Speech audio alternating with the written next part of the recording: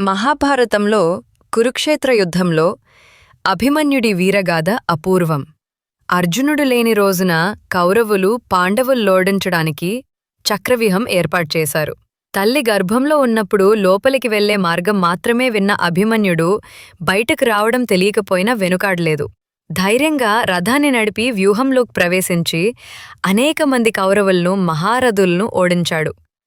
తన తండ్రి ప్రతిరూపంలా రణరంగంలో మెరిసినా లోపలి మార్గం తెలియకపోవడంతో ద్రోణుడు, కర్ణుడు, అశ్వత్థాముడు, కృపాచార్యుడు, కృతవర్మ, దుర్యోధనుడు కలిసి అన్యాయంగా దాడి చేశారు. రథం, ఆయుధాలు, గుచ్చాలు నాశనమైన చివరి వరకు చేతిలో ఉన్న చక్రంతో పోరాడాడు. రక్తంతో తడిసి ముద్దైనా వెనకడుగు వేయలేదు. చివరికి యవ్వనంలోనే వీరమరణం పొందాడు. ఈ కథ మనకు జ్ఞానం సంపూర్ణంగుండాలి, ధైర్యానికి తోడు వ్యూహం అవసరం అని నేర్పుతుంది. అభిమన్యుడు నేటికీ ధైర్యానికి ప్రతీక.